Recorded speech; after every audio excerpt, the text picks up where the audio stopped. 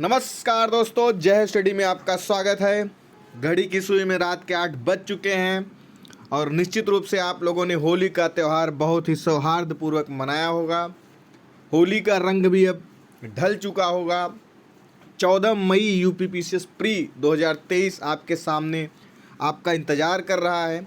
तो अब मेरा मानना है कि लगभग 80% स्टूडेंट अपने अपने गंतव्य पर आ चुके होंगे और फिर से आप उन्हीं योद्धा के रूप में वापस से युद्ध करने के लिए तैयार होंगे।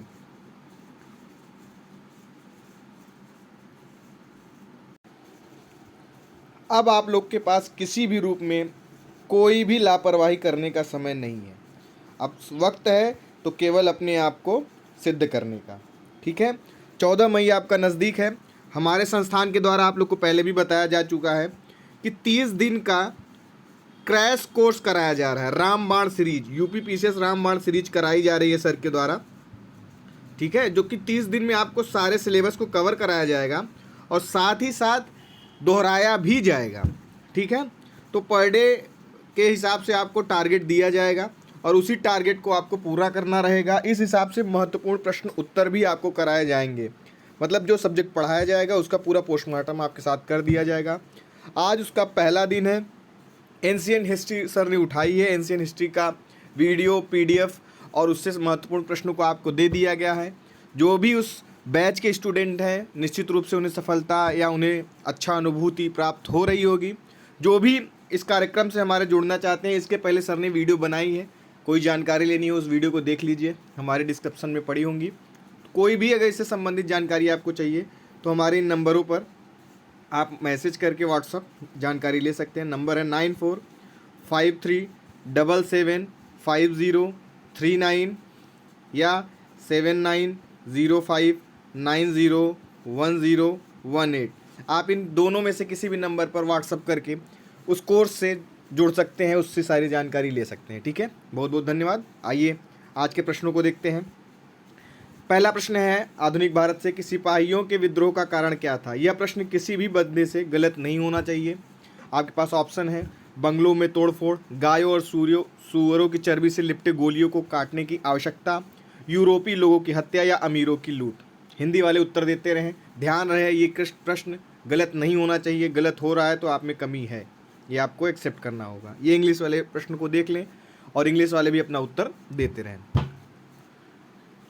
तो इस प्रश्न का जो सही उत्तर है वह है आपका ऑप्शन बी, गायों और सूअरों की चर्बी से लिपटे गोलियों को काटने की जो थी यही विरोध का तात्कालिक कारण बना था। आइए इसकी व्याख्या देख लेते हैं कि सिपाहियों के विद्रोह का प्राथमिक कारण उनके ब्रिटिश अधिकारियों द्वारा उनके साथ खराब व्यवहार था। ये जान ही रहे हैं।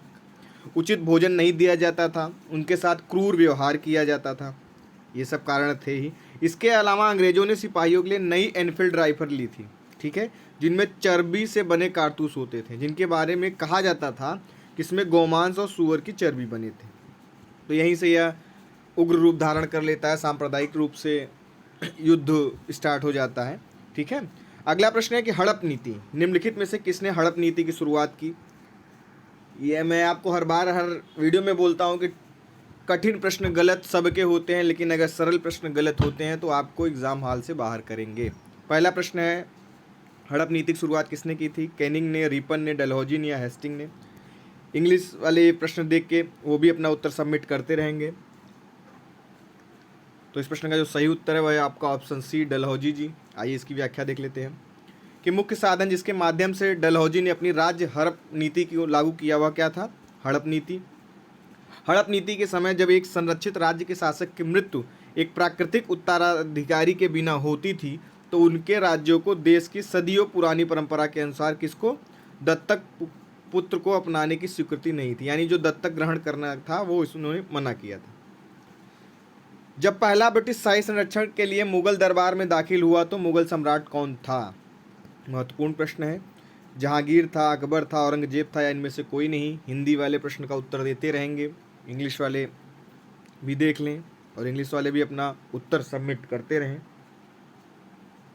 इस प्रश्न का जो सही उत्तर है वह है आपका ऑप्शन ए, जहांगीर। आइए इसकी व्याख्या देख लेते हैं कि 1608 ईस्वी में ईस्ट इंडिया कंपनी शाही संरक्षण के लिए किसे, captain William Hawkins, very important, याद रखिएगा हॉकिंस का नाम, जहांगीर के दरबार में भेजा। वह कंपनी को भारत के पश्चिमी तट पर विभिन्न स्थानों पर अपने कारखाने स्थापित करने के लिए शाही अनुमति प्राप्त करने में क्या हो गया था, सफल। वेरी इंपॉर्टेंट, ठीक है। अगला है सैन्य विद्रोह के समय भारत का गवर्नर जनरल कौन था। आप देख रहे हैं मैं किसी न किसी प्रश्न में गवर्नर जनरल, किसी एक गवर्नर जनरल को उठा रहा हूँ।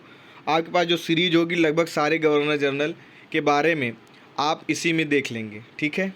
अस्थाई बंदोबस्त आपने देखा, लॉर्ड कॉर्नवालिस, मैंने एक प्रश्न रखा था उसका डिस्क्रिप्शन देखा।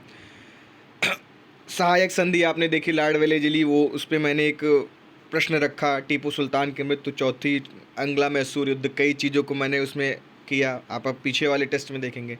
डलहौजी को अभी ऊपर आपने देखा। अब आप देख रहे हैं कि सैन्य विद्रोह के समय गवर्नर जनरल कौन था। हार्डिंग थे, कैनिंग थे, लिटन थे या डलहौजी थे।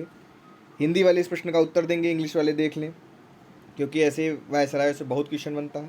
तो इस प्रश्न का जो सही उत्तर है, गलत नहीं होना चाहिए, सिंपल प्रश्न है, बी लॉर्ड कैनिंग। आइए इसकी व्याख्या देख लेते हैं कि लॉर्ड कैनिंग क्या थे, कि विद्रोह के द्वारा भारत का गवर्नर जनरल था जब यह विद्रोह हो रहा था।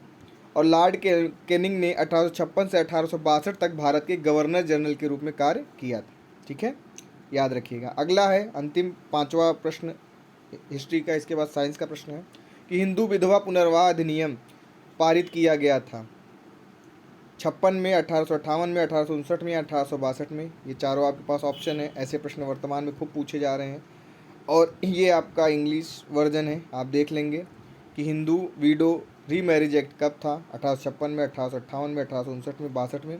तो इस प्रश्न का जो सही उत्तर है वह है 1856। आइए इसकी व्याख्या देख लेते हैं कि हिंदू विधवा पुनर्विवाह अधिनियम 1856 में पारित किया गया था।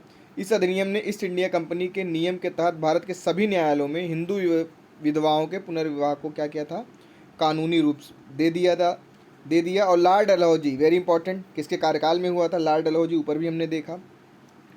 और डलहौजी से एक और बात थी कि अवध पर इसने कुशासन का आरोप लगाकर उसे हड़प लिया था। हिंदू विधवा पुनर्विवाह अधिनियम का मसौदा तैयार किया और लॉर्ड कैनिंग द्वारा इसे 1856 में पारित किया गया। लॉर्ड कैनिंग अभी आपने ऊपर देखा, इसलिए ये प्रश्न उठाया गया, ठीक है। तो 2 वायसराय के समय था। निम्नलिखित में से कौन एक अनावश्यक अमीनो अम्ल है, ठीक है। 20 अमीनो अम्ल होते हैं, उनमें अनावश्यक कौन है, ल्यूसीन, मिथायोनिन, एलेनिन या ट्रिप्टोफैन। तो हिंदी वाले इस प्रश्न का उत्तर देते रहेंगे, इंग्लिश वाले देख लेंगे। Which of the following is a non essential amino acid, leucine, methionine, alanine या सॉरी ये दिख भी गया आंसर, ठीक है, दिख गया, कोई बात नहीं, ईमानदारी तो आपके ऊपर है। तो इस प्रश्न का जो सही उत्तर है आपका ऑप्शन सी, एलानीन। आइए इसकी व्याख्या देख लेते हैं कि सही उत्तर एलानीन है। और अमीनो अम्ल क्या होता है, एक जैव अणु है जो प्रोटीन बनाने के लिए संयोजित होता है। तो ये भी कई बार पूछा है, ये क्या होता है, एक जैव अणु होता है। अमीनो अम्ल एक कार्बन पार्श्व श्रृंखला, एक अमीनो एसिड और एक हाइड्रोक्सिलिक समूह वाले कार्बनिक यौगिक है, ठीक है। ये इसकी व्याख्या हो गई। अगला प्रश्न है आपका कि निम्नलिखित में से क्या कोशिका चक्र के दौरान, कोशिका चक्र आप जानते ही हैं, के दौरान जीवन अवस्था की भूमिका की सबसे अच्छी व्याख्या करता है। जीवन अवस्था जो कई फेज होते हैं उसमें जीवन अवस्था के बारे में पूछा है। कोशिका बढ़ती है, सामान्य उपापचय करती है, डीएनए प्रतिकृति और गुणसूत्र द्विगुण, कोशिका बढ़ती है और समसूत्रण के लिए तैयार होती है, कोशिका द्रव्य विभाजन। हिंदी वाले इस प्रश्न का उत्तर देते रहेंगे, कमेंट बॉक्स में कमेंट करते रहेंगे। और इंग्लिश वाले देख लेंगे, which of the following best describes the role of the G1 phase during the cell cycle. ये आपके पास ऑप्शंस है, 3 सेकंड का आपके पास समय है, 5 सेकंड का। तो इस प्रश्न का जो सही उत्तर है आपका ऑप्शन ए। आइए इसकी व्याख्या देख लेते हैं कि सही विकल्प क्या होगा, कि कोशिका बढ़ती है और समान उपापचय करती है। वेरी चपापचय नहीं, उपापचय, हमारे प्रिंटर महोदय से गलती हो गई होगी। अब अवधारणा क्या है कि कोशिका विभाजन क्या होता है, यह वह प्रक्रिया है जब एक परिपक्व कोशिका 2 कोशिकाओं में विभाजित होती है। वेरी इंपॉर्टेंट, कोशिका चक्र 2 चरणों में पूरा होता है, अंतरावस्था और एम अवस्था यानी विभाजन अवस्था, ठीक है। तो ये आपका कोशिका विभाजन से संबंधित हुआ। अगला प्रश्न है आपका कि सबसे बाह्य चक्र को कहा जाता है और इसमें बाह्य दल होते हैं। बॉटनी यानी वनस्पति से है ये प्रश्न, क्या है आपका, कैलिक्स यानी बाह्य दल पुंज, पुमंग या जायंज। ये पौधे के बारे में, क्रिया के बारे में प्रश्न है आपका। हिंदी वाले इस प्रश्न का उत्तर देते रहेंगे, इंग्लिश वाले देख लेंगे। The outmost whorl is called the and consist of sepals. तो प्रश्न का जो सही उत्तर वह है आपका ऑप्शन है कैलिक्स, बाह्यदल पुंज। आइए इसकी व्याख्या देख लेते हैं। फूलों में पौधे की प्रजनन संरचनाएं होती हैं, ये जान ही रहे हैं। एक विशिष्ट फूल के 4 मुख्य भाग या चक्र होते हैं, जिसमें क्या क्या होता है, कैलिक्स, कोरोला, पुमंग और जायंज, ये 4 फेज होते हैं, ठीक है। और फूल के सबसे बाह्य चक्र में क्या होता है, जिसे हम क्या बोलते हैं, कैलिक्स।